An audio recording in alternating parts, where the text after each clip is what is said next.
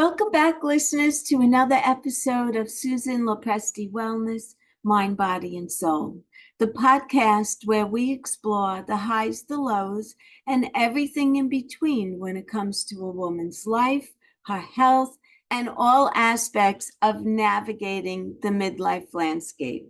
I'm your host, Susan Lopresti, and I'm excited to discuss a topic that is both fascinating and also vital for overall well-being, and that is the mind-body connection, especially as it pertains to women. This connection is really a powerful link between our mental and our physical health. It influences every aspect of our lives, from emotional well-being to physical health. So, what is the mind-body connection? The mind-body connection refers to the intricate relationship between our thoughts, our emotions, and our physical health. Our bodies respond to the way we think, the way we feel, and the way we act. When we're stressed or we're anxious or upset, our bodies react physically. This is why managing our mental health is really crucial for maintaining physical health. And I want women to start to understand that, because there is that connection and it does make a difference. So you don't want to be stressed out all the time. There are some unique aspects for women, particularly, and that's what I want to discuss today. Women often experience the mind-body connection differently than men due to hormonal fluctuations, society pressures, and also unique health challenges that are specific to women. So understanding these differences is key to addressing our specific needs effectively. And of course, the first thing I want to address is hormonal influence. So hormones play a significant role in the mind-body connection for women. For example, our menstrual cycle, right?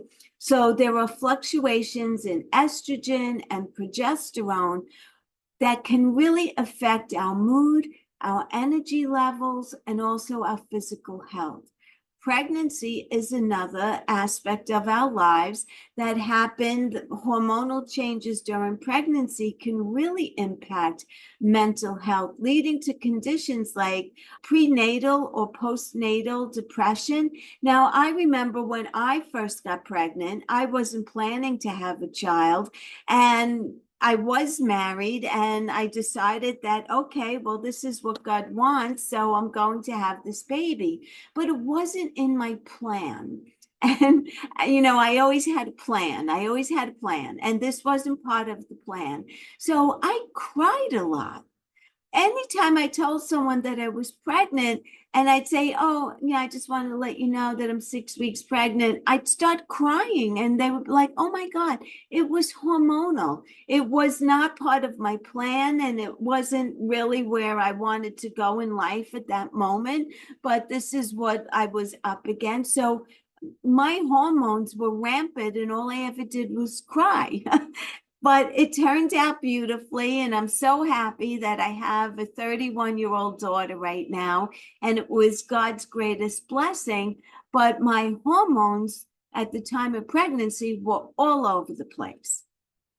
Menopause is another aspect, right? So the transition into menopause brings significant hormonal changes that can affect both mental and physical health. So mood swings, anxiety, and physical symptoms such as insomnia and hot flashes, night sweats, all of that was part of my menopausal experience.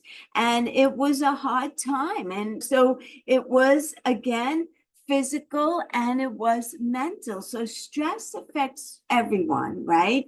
But women might experience it a little bit more intensely due to we have a tendency to juggle multiple roles, such as work and family and personal responsibilities. And chronic stress can lead to a variety of health issues, including cardiovascular disease, Digestive issues also play a role. So conditions like IBS can really be exacerbated by stress levels.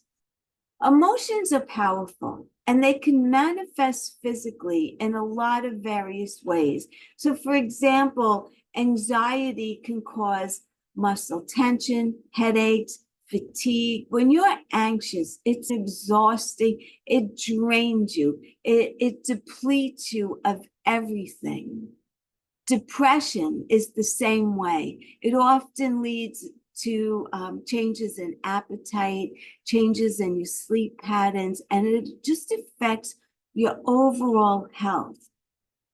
So positive emotions like joy and gratitude and love, that can boost your immune system. It could lower blood pressure and improve your heart health. So you see that emotions, whether they're positive or physical, have an effect on your physical health.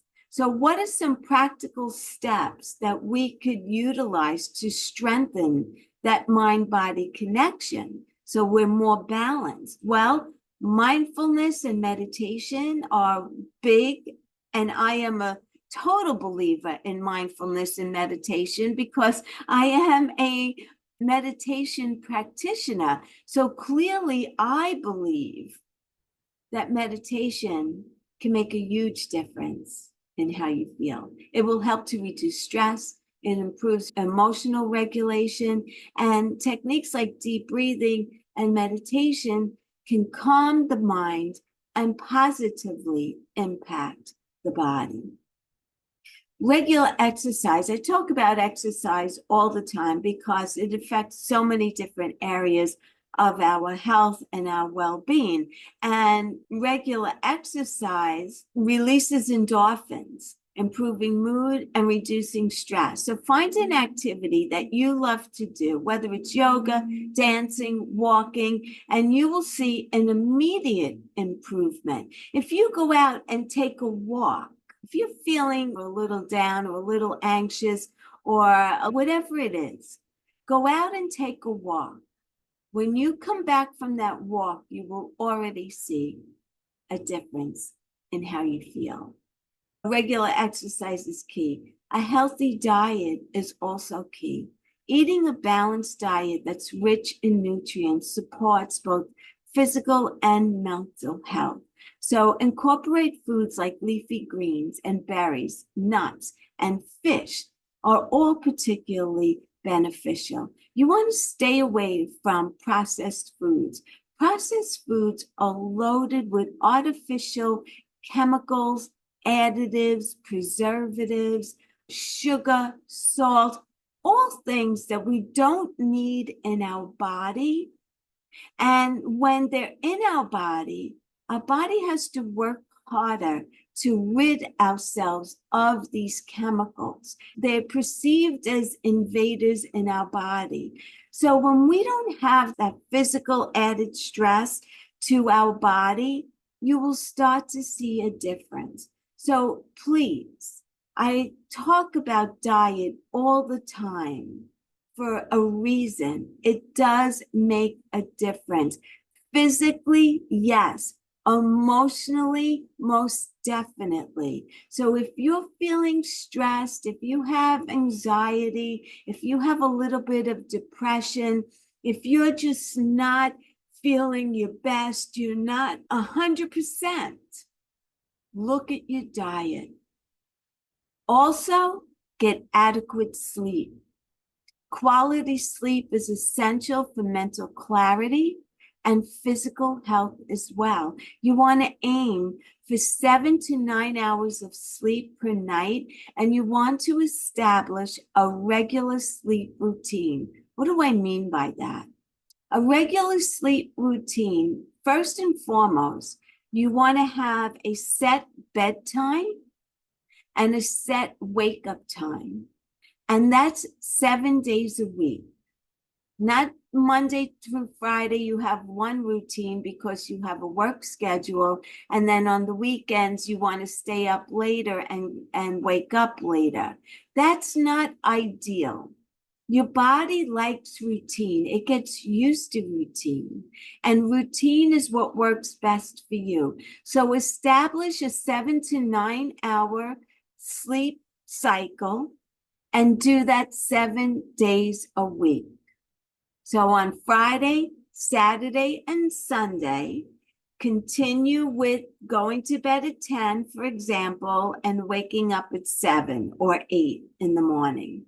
And your body gets into that routine, your mind gets into that routine, and it just works best. Your body likes a schedule, especially when it comes to sleep. So try to stick with that schedule 7 days a week, and you will see a difference. The next thing I want to talk about is social connection. And I think we know from COVID that isolation is a terrible thing. We need to be socially connected. Building and maintaining strong relationships can provide emotional support and also reduce stress. So make sure that you're making time for friends and family, right? And if your friends are not reaching out to you to make plans, you initiate plans. Invite them over for dinner. Invite them over to come see a movie or whatever it is. If other people are not initiating, then you be the initiator, right? Make time for your friends and family, and don't hesitate to seek support when needed. There's no reason that you need to suffer in silence by yourself and keep it to yourself and make everyone think that everything is perfect with you when it's not. And if you don't want to go to your family and friends, then seek professional support. Don't hesitate. Therapists and counselors can provide strategies and tools to help support and manage your mental health effectively. And, there's no shame in that. There really is no shame in it. Today, most people, and I don't know if that's too broad of a term, but I'm going to say it anyway. Most people struggle with mental health. Either it's stress or it's anxiety or it's upset or whatever it is. You're not alone. You're not alone. Everyone goes through it. And my advice to you is to nip it in the bud. Don't let it fester. Don't let it manifest. Don't hope that it's going to go away. Seek the help of a professional and get it under control. That's my best advice. So, understanding and nurturing the mind-body connection is essential for achieving holistic health and well-being. By paying attention to both our mental and our physical health, we can lead healthier, happier lives. Remember, taking care of your mind is just as equally as important as taking care of your body. It goes hand in hand, right? It's holistic. That's what holistic health is. We don't just look at the ailment. We look at every aspect of your life, your relationships, your career, your spirituality, the food that's on your plate, your mental health. Are you exercising? Are you connecting with loved ones? Are you happy in your career? Are you happy in your marriage? Are you lonely? Or do you have too many people taking up too much of your time? Whatever it is, that's what health coaching is really all about, right?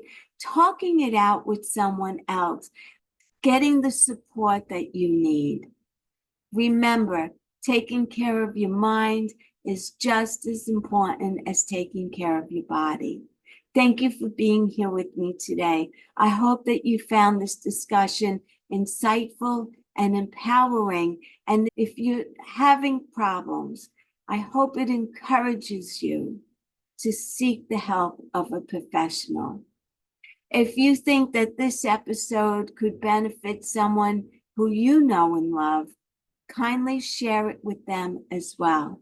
Also, please do me a favor, and subscribe to this podcast so when I release another episode, you'll know about it.